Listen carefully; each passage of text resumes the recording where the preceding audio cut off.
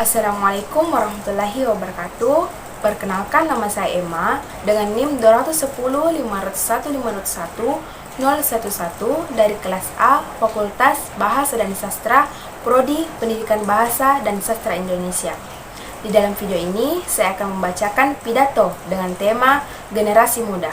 Selamat menyaksikan. Assalamualaikum warahmatullahi wabarakatuh. Hadirin sekalian, tidak ada ungkapan kata yang patut kita ucapkan selain rasa syukur atas kehadirat Allah Subhanahu wa Ta'ala, karena atas limpahan rahmat dan hidayahnya lah sehingga kita dapat bertemu di tempat ini. Salawat serta salam tak lupa pula kita kirimkan kepada baginda alam, yakni Nabi Muhammad SAW, Nabi yang telah menjadi uswatun hasanah di muka bumi ini. Hadirin sekalian, terpampang di hadapan kita antara harapan dan tantangan. Harapannya kita menyaksikan kebangkitan Islam yang sedang berjalan, di mana masjid-masjid semakin makmur dan lembaga-lembaga dakwah pun semakin menjamur. Namun, tantangan yang kita hadapi sekarang ini adalah masuknya budaya-budaya barat ke dalam kehidupan Islam, terutama melalui televisi, komputer, internet, dan sebagainya. Yang semua itu ternyata membawa dampak negatif. Seperti apa yang dikatakan oleh Dr. Filim William, bahwa salah satu dampak media komunikasi adalah berubahnya kultur suatu masyarakat. Kita tidak perlu khawatir kalau perubahan itu membawa kepada hal-hal yang positif. Namun, jujur saja saat ini perubahan itu lebih banyak mengaruh kepada hal yang negatif. Contohnya, banyak dari negara sekitar, tidak terkecuali anak sekolah, yang mereka terjerumus ke dalam lingkungan mabuk-mabukan seperti whisky, brandy, ekstasi, dan lain sebagainya. Akibatnya, hari demi hari, bangsa ini semakin dekat kepada kehancuran. Oleh karena itu, satu-satunya yang dapat diharapkan untuk menolong bangsa ini dari kehancuran yang semakin dekat, yaitu dengan generasi muda.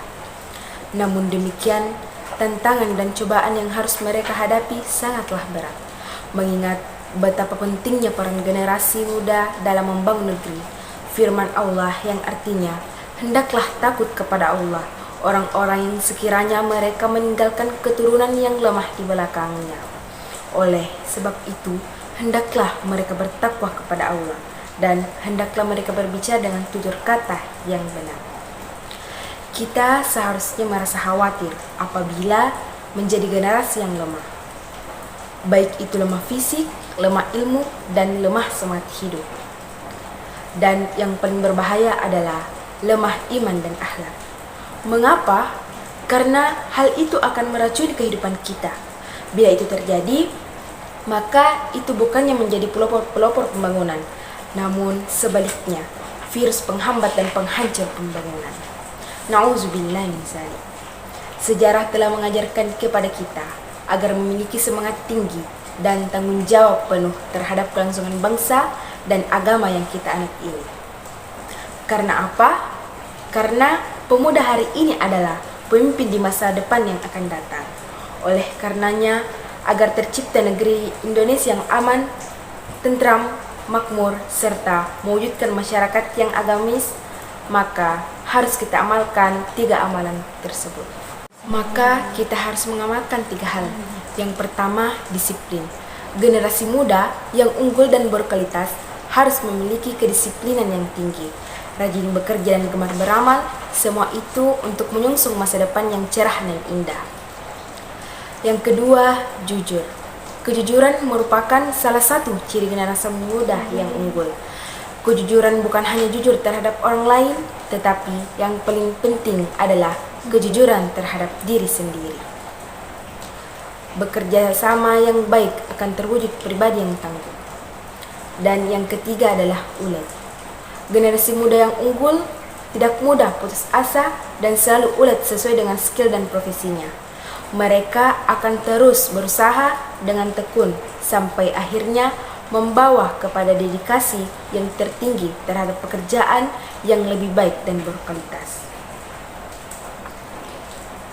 Hadirin sekalian, dengan 3 unsur Itulah diharapkan di era globalisasi ini. Generasi muda dapat berperan aktif menjadi pelopor-pelopor pembangunan dalam rangka mengentaskan rakyat ini dari krisis multidimensi yang sudah sekian lama dideritai. Pada akhirnya, apabila 3 unsur dan 5 potensi atas diaplikasikan, maka kami yakin Indonesia akan menjadi negeri yang adil dan makmur, sebagaimana yang didambakan.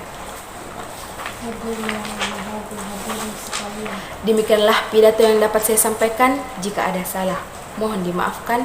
Saya akhiri. Wassalamualaikum warahmatullahi wabarakatuh.